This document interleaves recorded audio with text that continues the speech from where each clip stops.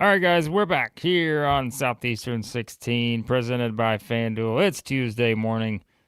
We got a big slate of SEC basketball on tap tonight, headlined by Tennessee and Louisville. Max and I just recorded our prediction for that game. It'll be up soon. Sure. I'm sure Sam Smith will enjoy our full preview and thoughts on our expectations for the Rick Barnes Vols tonight. We won't spoil our pick, but let's just say one fan base could be pretty happy at our pick. We'll see. I think Sam will be. I think Sam will like it. I think Sam will appreciate it. I really do. So we got 6 games in total tonight. We're going to talk about all of those, but not that much in depth on some of these. It's pretty much every game minus the Tennessee-Louisville one is a pretty sizable spread. Even Clemson's about a 12.5 point favorite against South Carolina. But we also got some new bracketology. Oh, my. Incredible when it comes to... It's time to start digging into that, Blake. A new bracketology. No gut bracket today, though. We're not going to do that today. But we are starting a little early today. We do have some other things to get to, but let's jump in. All right. Tonight's slate. Tennessee-Louisville, 6 p.m. Central on ESPN. Tennessee favored by 1.5 in this one. Oklahoma host Kansas City. That's a 6 p.m. tip. The Ruse on the SEC network. Oklahoma 28.5 point favorite. Clemson hosts South Carolina, 6 p.m. Central on ESPN2. Clemson a 12.5 point favorite. Mississippi State hosts Long Island, 6:30 p.m. Central on the Plus. Mississippi State 16.5 point favorite. Texas hosts Lemoyne, 7 p.m. Central on the Plus. Texas 26.5 point favorite. And then Arkansas host Queens, 8 p.m. Central on the SEC network, which I guarantee you will probably not start at 8 p.m. Central. Perhaps 25.5 point favorite for the Hogs, Max. It's like the SEC versus the mid-majors of New York night. We get Queens, we get Lemoyne, we get Long Island. SEC going to beat up on the mid-majors up north. Not a bad slate. Yeah. Not a bad slate. I think we've got the game of the night in college basketball. Vols, Cardinals. Vols looking to snap a 3-game losing streak. Rick Barnes hasn't lost 4 in a row in about 10 years. Is that going to happen tonight, or are the Vols going to? When's the last home game they played, Blake? 2015, it seems like. They haven't played at home in forever. Yeah, it's been a month. And I tell you, I know that because we literally just got off of the preview about 2 minutes ago. I can remember everything I said about this game. So I won't repeat all of it. But, yeah, it's a big game for Tennessee. I outlined my concerns with their scoring in that preview that you'll see here on the channel soon enough.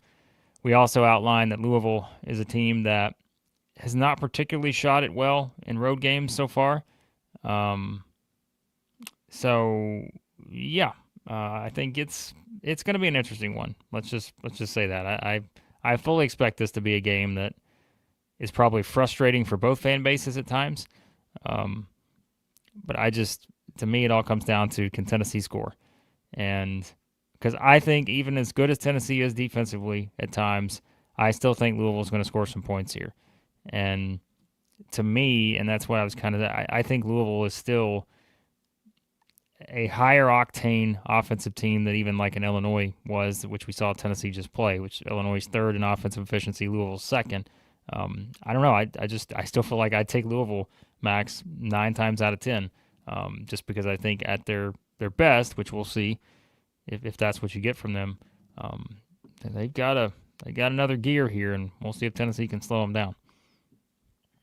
Well, Sam has very low expectations, as usual, for his Vols tonight. Says it's a terrible matchup. I don't think it's an absolutely terrible matchup. I think you have, we mentioned it in the preview, but I think you have all the pieces to beat a team like Louisville. With Bishop Boswell, some of the perimeter defense that you guys can offer and shut down maybe not all of them, but maybe one of Conwell or McNeely. Take away at least one of these shooters. Don't let them all get hot. And then You know what I'm interested to see tonight that we didn't really get to in the preview? Rick Barnes has been talking up Dwayne Brown like I haven't seen him talk up a freshman in a few years. I mean, he was saying that he's mad at himself for not playing Dwayne more against Syracuse in that trip. And I mean, he looks decent out there, you know, but he doesn't look as good as JP. He doesn't look as good as Estrella's offense out there, but we're going to see. Rick Barnes did say, he said, listen, they're all starters to me. I don't really care who's starting. They're all going to play around the same minutes. But that is something. Dwayne Brown grabbing the start instead of JP Estrella. Barnes said it was because of consistency in practice. We'll see. Yeah, we won't go too much more into this game because we are going to give you about a 20-minute preview on it on the channel. So check that out. Extended thoughts and our picks for Tennessee, Louisville, and yeah, we'll see how it plays out there in Knoxville. So yeah, big game for Tennessee. There's no question about it. So the Vols will probably start tumbling down the power rankings a bit if they lose this game. But the odds and trends tell us that's probably not going to happen because it just usually doesn't happen with Rick Barnes. We don't see many 4-game losing streaks from him. So, all right. The rest of the slate, Max, as we said, probably the second most interesting game is Clemson and South Carolina. Thoughts on this one because I think this is kind of a game where I told you I'm still holding on for the Gamecocks here. I'm still holding on and trying to see, can they at least be a team that makes things interesting come SEC play, pull off some upsets here or there, maybe go out and grab a road win or two. They've just played so many of those close games against the best teams, and they've come up short, in those games. And, I just want to see, can they go on the road here, do enough to keep this respectable? And I think that's the thing, because Clemson's still really good.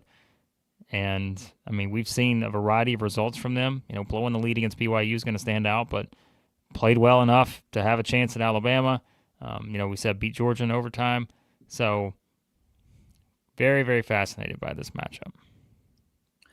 Our good friend, Evan Mia, one of my favorite things that he puts out is the 3-man combos, most efficient 3-man combos in college hoops.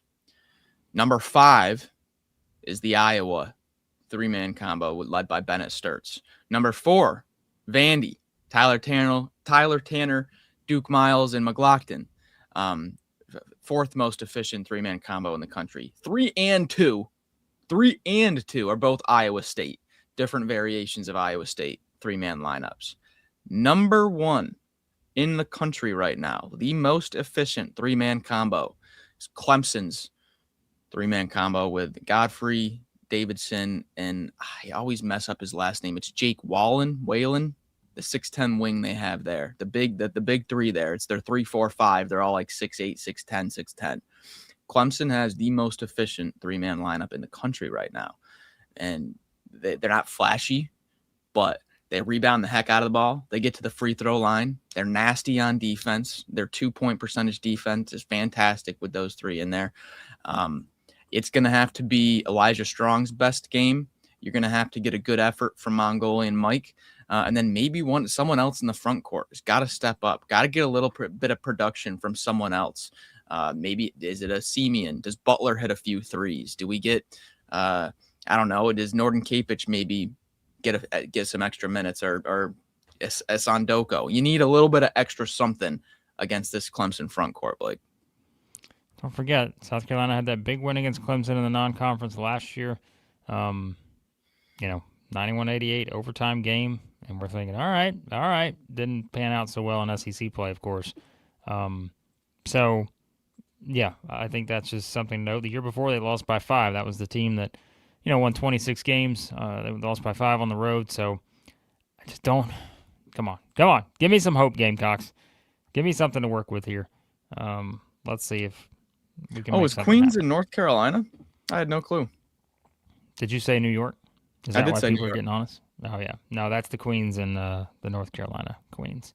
Learn something new every day. There you have it. All right, I don't have much more to add on that game. Of the other games, like we said, Mississippi State 16.5 against Long Island, which is in New York, by the way. I can confirm that. Mississippi State, as we said, coming off the win against Utah, they have just been kind of so up and down that should win this game. LIU is 6-4, coached by Rod Strickland. Don't forget that. I don't really have a lot to add on this one. Should be another win for Mississippi State before they host Memphis on Saturday. And that's the thing. Like, if Mississippi State can just get a win here, maybe come out, beat Memphis on Saturday, and beat Alabama State, like, all of a sudden, not saying you're back to being an NCAA tournament team or anything, but you got some momentum heading into SEC play. So I think that's all you're looking for from the Bulldogs here. It's not a bad Long Island team. It's not a team that's like 350th, 340th, and you're gonna be up by 25 at halftime. Get the bench guys in there. This is a decent analytical team. 216th. They were preseason 287th. They've covered the analytical spread quite a bit this non-conference, and now the KenPom projection on this game, 15 points. You got an opportunity here if you're Mississippi State with an analytical projection of only 15 points here. You win this thing by 25, 30. You really make a statement here. This could be huge just in the net and the numbers. This is a short spread you got here against, shorter compared to other SEC games tonight, where you can really make a little bit of a dent in the analytics here. Opportunity to go streaking, go 2-0, and start going on a run here for the Bulldogs. Come on. All right, the next one on the spread range here is Arkansas. I checked the updated odds for the SEC regular season winner over at FanDuel. Arkansas has dropped again. They're plus 1,600 now. So they've gone down from plus 1,400 and they've done nothing since then. So the reason why it looks like there's been a shift in Alabama's favor, Alabama's now down to plus 290 over at FanDuel to win the SEC. Vanderbilt plus 340, Florida plus 380. Then you do still have that gap. Kentucky's plus 750, Tennessee plus 850. And then I cannot figure this out. Tennessee's plus 850, Arkansas's plus 1,600. It makes no sense. There's got to be something going on here. That just makes no sense. If you're telling me to put the order right now of teams I think with the best chance to win the SEC, I'd have Arkansas ahead of Tennessee for starters. And even if I had Tennessee ahead of Arkansas, it would not be with that big of a gap at the moment. So I don't know. By the way, Auburn's a plus 2,700. 27-1 for even Auburn right now. Feels like that feels way too low. So, yeah. If you want to get some futures, as always, 2 words, bet responsibly. But, Max, as I'm saying that, the numbers have just shifted. Look at this. People just put in their bets. So, Arkansas, after me saying that, if you want to know that it is fade Blake season, wow. Arkansas just dropped to plus 1,700 in real time. What? Now, Auburn, meanwhile, people are listening to me about Auburn because they just jumped up to plus 25. So they're 25-1 instead of 27-1 now. You might be getting you might have the grocery store flex pricing where they're changing the price based on they're watching you right now and they know you're on the app and they know you like they like the Hogs. They're playing around with you a little bit, folks. They're trying to give you a little tease here to get that money in on the Hogs. So Tennessee and Kentucky just moved to the same odds, by the way, both plus 800. So what's Tennessee? They're at plus 800. Plus 800. Kentucky. Okay, if they lose tonight, and they lose 4 games in a row, they gotta drop to like plus 2,000. Like they gotta drop way out. Yeah. I don't know. Could see some big market correction here in a few, just in these next few games. Yeah, I know. All right. Anyways, the Hogs, we said, number 1 in our power rankings this week. I don't really have a lot on this game. I mean, I think Arkansas should keep handling their business, although, Queen's 197 in KenPom, so it's not like they're in the 300s or anything. If you're looking at their results, lost by 25 at Virginia, just came off of 38-point loss at Wake Forest. They gave up 111 in that game. Their best win to this point is Sacred Heart. I don't have a lot more other than that. Their team, I'm going to say this, okay? I'm not trying to worry Arkansas fans or anything like that, but these are the kind of games when you play a team that shoots a lot of threes, you got to be careful because they get a lot of their points from three, and they're shooting about 37% from there right now. So if you get a team that comes out getting 40% of their points from three, which is 23rd nationally, they get a little hot. Game could be closer than you want it to be. That's all I'm saying. Hogs should score 100 here. This should be a chance to score 100 plus. You look at Queen's 3-point percentage defense. They just let Wake Forest shoot 17 of 33 for 52% from three. The game before that, South Carolina State, 363rd ranked team in the country, shoots 45%. And then before that, Gardner-Webb, 362nd, they shoot 33. Virginia shoots 46%. The worst they're letting up is like in the mid-30s right now. Mm-hmm. Arkansas should be able to have one of their better nights from the perimeter and get some really clean looks. I think this might be a 100-plus night for the Hogs. All right, and then these two we're just going to group together because I don't have anything to really add on these. Oklahoma, as we said, 28.5-point favorite against Kansas City. Texas, 26.5 against Lemoyne. We said I think two teams that feel like they're heading in the right direction.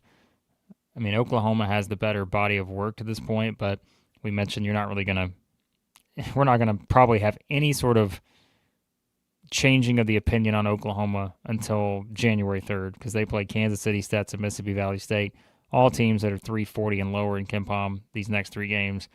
It's going to do nothing for them. It's not going to really move the needle at all. Texas, meanwhile, kind of the same situation. Kinda. Lemoyne's 304, Maryland Eastern Shore's 344, and then they're off until their first SEC game after that. So I don't really have much here. Yeah, no, I mean, two teams that should just crush their next few games by 30 plus. Only thing is just in games like this, it doesn't do you well because it's kind of like a lose-lose. The only way you win in a situation like this is if you crush the analytical spread. It's the only way you benefit from a game like this because you're not going to get tested in any way or, be in situational late game stuff where you learn about your team, learn about players. The only way you walk away from these games against 300 plus in mid-December or is if you absolutely crush the spread because that's the only way you move up in the analytics. So, yeah. Sam, Lovell sounds so disinterested. You know why, Sam? Because I am disinterested in these games. I have very little interest in the 28-point spread type games. Just full disclosure. I usually don't have a lot of interest in those. I'll watch some of it, but will I watch Texas and Lemoyne from start to finish? Probably not. All right. Bracketology? Bracketology. Let's Do go. we want to talk a little bracketology? By the way, Brim's here. Going to be in Newark to watch the Hogs beat Houston. An East Coast Hog here. Yeah. So, should be a lot of Hog fans there, I think, to watch this game on Saturday. So Traveling Hogs, baby. Traveling Hogs. Yep. It will be hog wild up there for this matchup against Houston. We'll, of course, have that one previewed here coming up this week. Before we get into the bracketology, let's quickly tell you about our friends over at the Yearly Company, Nashville-based fine jewelry. If you haven't got your holiday shopping done now, I don't know what to tell you except for wait another week like me. Head over to the Yearly Company, Nashville-based fine jewelry, as we said. The solid 14-karat gold, natural gemstones, backed by a lifetime guarantee. Every Yearly Company bangle, as you know by now, custom size, you got to know the sizing kit, or you got to know the size, and to do that, you use the sizing kit. No confusion there. SE16 kit for 100% off the sizing kit over at the Yearly Company. SE16 kit, 100% off the sizing kit at our friends at the Yearly Company. All right, and ROKFORM, ROKFORM.com, the world's strongest magnetic phone case, extreme protection, super strong magnets, rock lock, secure mounting. Incredible stuff for 25% off. Use our code SEC25, SEC25 at ROKFORM.com. All right, Bracketology. Here we go. I haven't seen this yet. I have not seen this yet. Well, you've not been paying attention to my Twitter because I put it out on Twitter a while ago. And let's take a look at this. There's your top reveal. Your top seed is Michigan. The first team out is Villanova. The last team in is Arizona State. So, thrilling stuff. Thrilling stuff on that. Sean over here dropping advice in the chat that I am just not going to, we're not going to put that on the screen, Sean, about our fine friends at the Yearly Company and what they're trying to do for you. They are not trying to do that, okay? All right. Here's your bubble picture. Ooh, okay. You can see LSU among the last 4 buys. You have no other SEC teams except for Oklahoma, who's in the first 4 out. I forgot to mention that on my Twitter here. Oklahoma is in the first 4 out. So, yes, there you have it. The Sooners got work to do. NC State being in the last 4 in. I don't like that. I'll tell you that right now. But, yeah. Tell you what, UCLA is a pretty decent team to be on the bubble. I know they don't have a resume right now, but I mean, they were preseason ranked very high. Yeah, I know. I'm surprised. I think this is where, like, look how many teams on here the SEC has played against so far, and also look at how many teams the SEC has lost to from just this bubble picture. Notre Dame, Virginia Tech. Who else am I forgetting? Arizona State, UCF, have wins against NC State, Oklahoma State, Indiana. Yeah, but I mean, that kind of tells you that's the difference right now. Is some of those games probably so far. Did we played Wisconsin? Didn't we? I don't think so. Who played Wisconsin? Was it Oklahoma? Did they? I don't remember. No, Nebraska. They lost to Nebraska. Yeah, Nebraska. Yeah. Let's get my Big Ten, my red Big Tens mixed up. By the way, Big Gator EJ says I'm late to the party. We did start early today, but hit the like button before so many other people. What are we doing here? By the way, the super chat streak still in jeopardy right now. Oh no! Get some super chats coming. All right, let's get to the bracket reveal. Start at the top. In the Midwest and the West. Ooh, all right, Midwest. We got Florida and Belmont, 5-12 in Oklahoma City. We've got Vanderbilt and Liberty, 3-14 in Greenville. A little Vanderbilt, St. John's, or NC State, UCF. I think for Vanderbilt, you'd be fine to play UCF in the second round. You'd have no problem with that. Vanderbilt, St. John's, or NC State. Sign me up for that one. And LSU is a 10. LSU is a 10 against USC, the Must Bus in Portland. And the Zags are sitting there in the second round. Wouldn't love that for LSU, I'll be honest with you. But, you know, as a 10, you're not going to love many of those anyways. All right, to the West, you've got Arkansas as the 4 in San Diego against Utah Valley. Arkansas wouldn't mind going back to San Diego. I'll tell you that. Texas Tech. They've had some success there. Yeah, Texas Tech as a potential second-round matchup. And then, yeah, I mean, potential showdown with Arizona and Auburn San Jose. And Yale, of course. Of course, Auburn and Yale, 6-11, with Louisville waiting in the second round. Georgia is the 7 in St. Louis against Oklahoma State. I'd take that. Yeah, I even think I'd take Georgia Purdue. I wouldn't hate that for the Bulldogs as a second round game. So interesting. All right, moving on down. The South, Clemson and Kentucky, the 8-9. And Iowa State is the 1. Probably wouldn't hate that for the Cats, in St. Louis especially. So, wouldn't hate that. Now, that's for the Cats that played against Indiana. I want to make that clear. I don't want to see anything. I don't want to see Brad Brownell. Just keep Brad Brownell away from the SEC. Please. I don't know. I'd be okay with that if I'm Kentucky. Tennessee is the 6 against Butler is the 11. I'd be fine with that if I'm Tennessee. Wouldn't love the second round matchup against Michigan State. No. But just to be honest. All right, so that's it for over there. To the east, we've got Alabama's the 3. What'd Sam say? Izzo versus Barnes in March. Yeah, I'm good. Yeah, no thanks. Alabama's No, the thank 3 you. against Lipscomb, the 14. Listen, this path for Alabama right here, Ooh. I feel pretty good about it. Not gonna lie Yep. to you. Yep. Virginia, Baylor, Arizona State would love Alabama matched up against any of those teams, and I'd even think Alabama against UConn. I wouldn't hate that. So yeah. All right. Well, there's your bracket. Not a lot to note there, but How if you many look at the teams do we have? rundown, 9? you got 9 teams in. Big Ten's got 10. Big 12's got 10. ACC's got 8. So that's kind of your notable thing there. So right now, the difference between us having 9 or 10 is Oklahoma. Mm-hmm. And the difference between us having 9 or 8 is LSU. Yeah. Do I have that right? Much. Yeah. So LSU's if right there. If LSU drops back, if they start losing some bad games or something, we go from 9 to 8 probably. But then Oklahoma is there as well.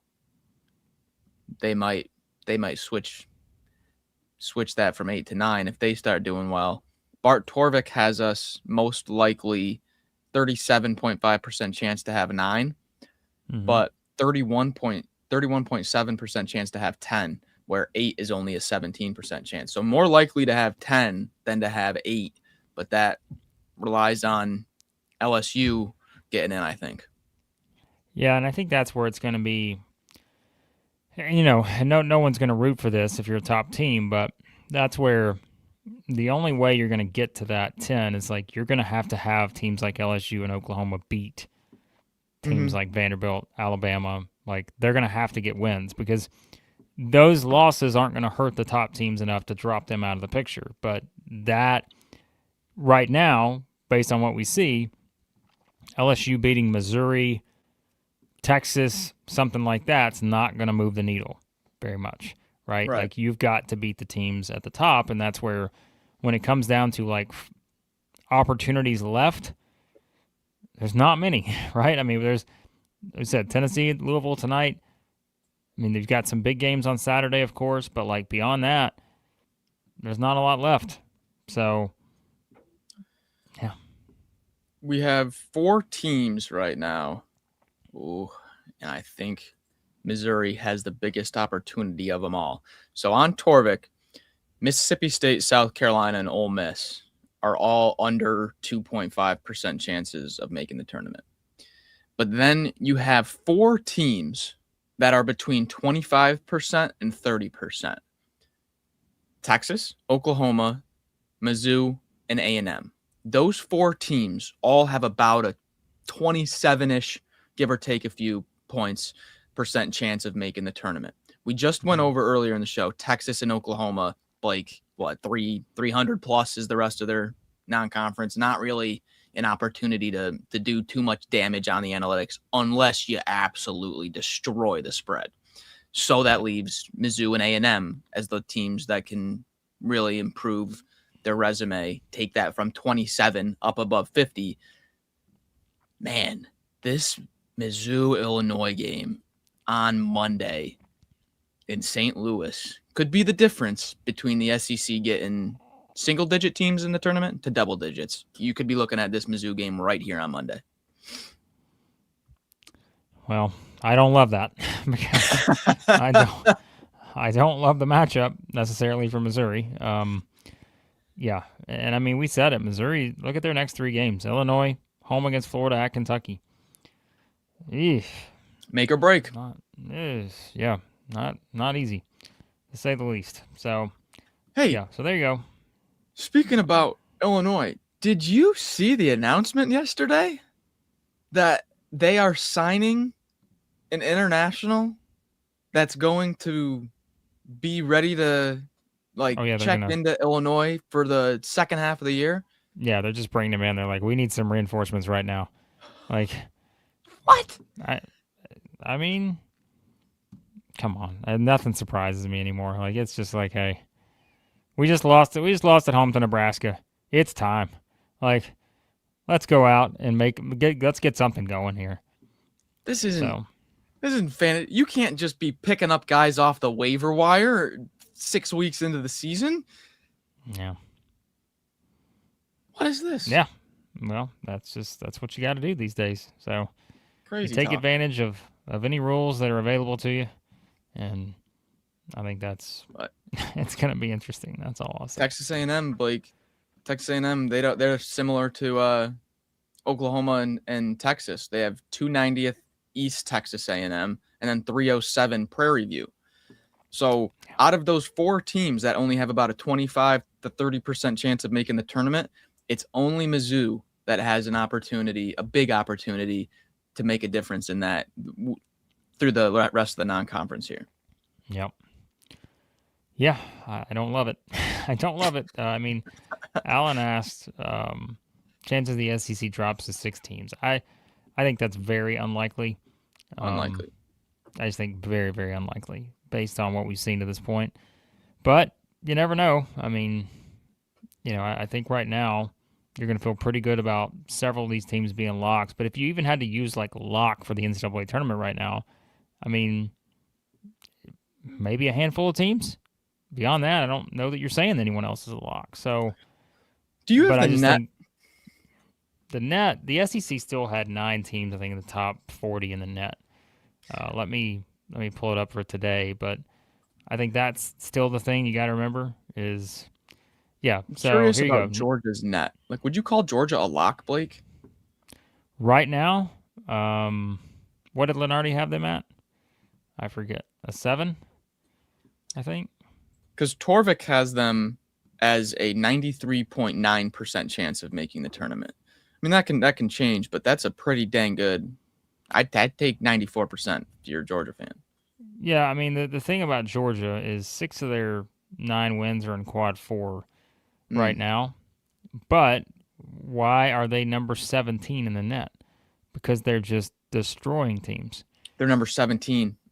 Yeah, they're not. I'm not gonna call them a lock, but because I think there's still a lot to be determined once they start playing better competition. But I wouldn't go there yet.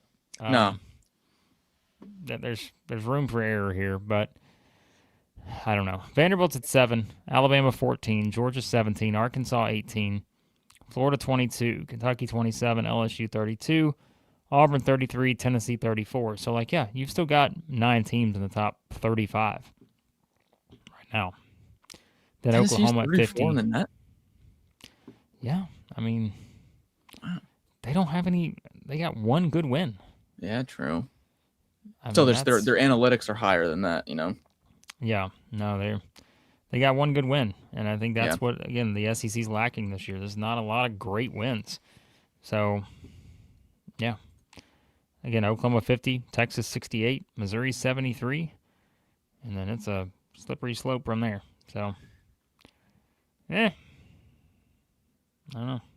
We probably will not have a 1 seed, and we probably will not have a 2 seed either. That SEC's highest might be a 3, maybe a 2. 2 seeds within reach. I think a 1 seed at this point is probably out the door, and it's wild to say that. Now, if someone runs the table, of course they could, maybe. But I just the problem isn't necessarily to me the SEC part of this. It's what everyone else has done already. And remember, it's the non-conference, I think, that's going to determine that number 1 seed about as much as anything. And there's no one in the SEC. Even if you get a good pair of wins like an Arkansas and Alabama, and I mean, even if Vanderbilt were to go unbeaten, they're in non-conference, it's still not a number 1 seed. So there are just too many other teams ahead of them. So because the Zags are just going to run through their conference.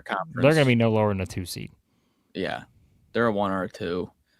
Iowa State's a 1 or a 2. Duke's a 1 or a 2. Arizona's a 1 or a 2. Michigan's a 1 or a 2. There's not a lot of room at the top. No, UConn, I'd be shocked if they're not a 1 or 2. There's too many other teams, I think, ahead of them this year. Yeah. And it is it's a product of what you've done, too. Like the SEC, as we said, has lost to Michigan, the Zags, Duke, Arizona, Purdue, UConn, Houston, all these teams you've seen the SEC lose to already, and that could wind up being the difference. I will say, though, if right now Torvik is projecting, or not Torvik, Ken Palm's projecting a 3-way tie for the SEC regular season between Vandy, Florida, and Alabama, all at 12-6.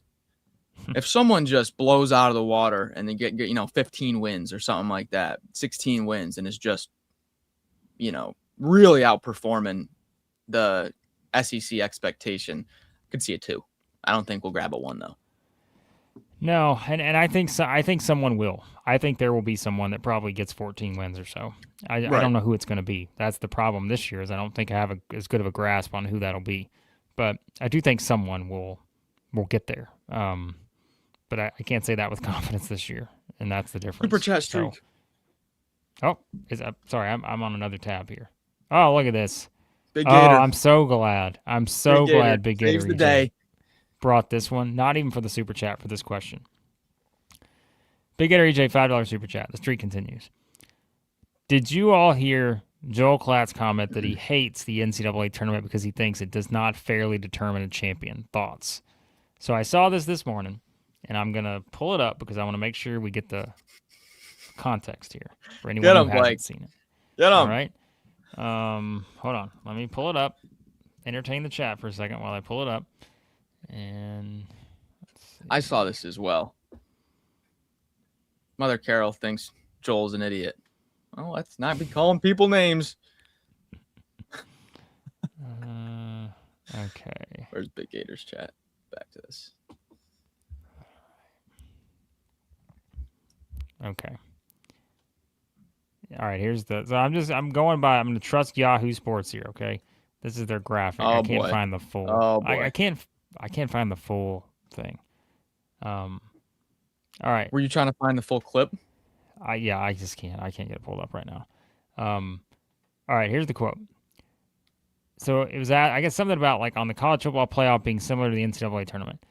We don't want Cinderellas. We want the best teams playing each other at the end. The NCAA basketball tournament is a joke.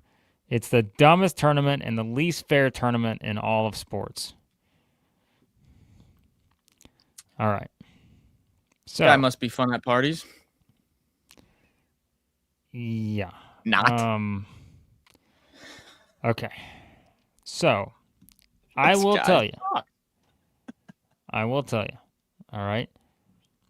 That coming off of as the person who finished tied for the best record in my fantasy football league, Max Barr, and having to play the number 7 seed who had a 500 record,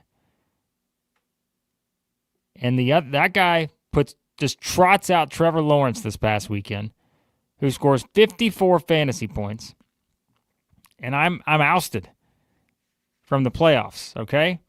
That's a Cinderella run right there, all right? And I don't approve of it. I should have never been in this position. I shouldn't have been playing this team. I should have had a bye, all this other stuff, okay? However, this comment here is that the whole tournament is just a sham because Cinderellas win games. Not true. Not true. How many times has 16 beaten a 1? A few times, and a few of them I've picked the 1 to win it all. And okay, well, that's a sore spot. But in how many years of this tournament has a 16 beaten a 1, right? A few times. So, okay. And like you just I can't even entertain this. So I think that might be I think you're being light on Joel. I think that's one of the worst takes I've ever heard in my whole entire life. The only reason I'm being light on him is because I'm coming off of my own as a victim of a Cinderella, okay? And I understand. And maybe Joel lost his fantasy football league this week too. Maybe that's what happened. Maybe he got a little pissed off. He said, you know what? I should have had a bye, just like I should have. Maybe he got a little upset about that. But who knows? Joel is wrong in every possible way of being wrong on this take. If college sports was about just finding out who's the best team, then just go to cover the NFL or go cover the NBA. Go cover a pro league. College sports is about rivalries, passion, student sections, Cinderellas, the unexpected becoming the expected. That's college sports. We don't just play the entire season just to figure out who is the absolute number one best team. A lot of people could say Duke was the best team in college basketball last year. They were the analytical best. They didn't win it all. So what, was the whole season just a sham? Take Florida's championship away from them. Get that garbage out of here. Go cover a different sport. Not going to handle that here. Yeah, I don't have anything else to add. Get that out of here, Joel. Go be a Debbie Downer somewhere else. A joke. I don't know. Like, I guess I don't know Joel's stance on what does he think about like the playoff being situated the way it is right now? Like James Madison and Tulane getting in. What does he think about that? Like, is Joel a fan of that? Or does he think that those two spots should have gone to Notre Dame and Texas or Vanderbilt? Because if you're arguing the best teams, that should be your argument, right? Cut out the whole addition of the James Madison and Tulanes and just bring in Notre Dame, Texas, or Vanderbilt. Or BYU or whoever. Like, those are your better teams. So, I don't know his argument on that. So, I don't know. Get that out of here. We're not dealing with that nonsense. Anyone that says March Madness is no fun, I just don't want to be around you. Well, you got to remember, Joe Klatt, noted Big Ten guy. Been a while since he's had a little success for the Big Ten in the NCAA tournament, cutting down the nets. How long has it been since Big Ten won a title? What's that streak? What's the number now? Big Gator said he had a, what did he say? Since 2000. 2000. There you go. Maybe that's it. Maybe that's all it is. So, no. Get that out of here. All right. Anyways, we appreciate you guys. 5-minute warning here before we hop off. Remember, we really need you to support our membership. We got so much bonus content each week. We have so much fun with this stuff, and the members can vouch for that. Our membership stuff, we loosen up a little bit. Max opens up a 6-pack of Diet Summit Cola, and we have all kinds of fun. So, become a member. We'll have two members only videos coming up this week. We'll have our mailbag, which it's more than just a college basketball mailbag. It's really just to open the doors, and we usually end up talking about something we shouldn't be talking about, and then have to retrack ourselves. And then, as Sam says, Blake Barr, the start, the dynasty, our video game, NCAA 2K8. Can't miss. Yeah. Speaking of March Madness, it'll be March Madness if our team in College Hoops 2K8 makes the tournament this year, because they're about the biggest bunch of bums I've ever seen on an SEC roster right now. We have no talent, guys. None. And we are trying to recruit a new squad, but we only get 3 available scholarships. It's going to be a grind. There's no question about it. So you need to get in on that. Big Gator EJ needs to send in his availability. By the way, Sam's going to record a show with Chris at some point. I think Chris has lost his voice, so I don't know if that's going to be today. But Sam's going to record his Legend show with Chris. We're recording our Legend show with Mother Carol on Thursday. Hopefully Chris has his voice back by then. And then we got to get Big Gator EJ in the mix. One Feisty Tigers out there got to record at some point. Shane, all of our legends. So there you have it. So remember, the only way you get to see these special Legends streams is if you become an MVP or a legend. So that's the rule here. That's your bonus content. So you got to be able to get in on that. So, all right. Any other questions, comments, throw them in on that. And yeah, we will let you know. So a lot of JQ talk in the chat here, Blake. A lot of JQ talk. Yeah. Floating around, maybe playing this weekend, maybe playing next week. Pope says we're down to weeks and days. We're off of the weeks to months timeline. Weeks and days now. Or maybe it was days and hours. I don't even know. The timeline is shortening by the day. Each day goes by and I hear something better about Jake Gill. Could be seeing him sooner rather than later, Blake. He's on the way. Help is on the way. There you have it. All right, guys. We're going to hop off here. Tennessee Louisville preview is going to be up soon, I think. More stuff to come. A lot of football stuff to get you ready for the playoffs this week and all that. All right. Big game tonight. Come on. Big game tonight. Need the Vols to get a win here. We'll see if it happens. Subscribe, like, turn on your notifications. We appreciate you watching as always. We'll talk to you soon here at Southeastern 16, presented by FanDuel.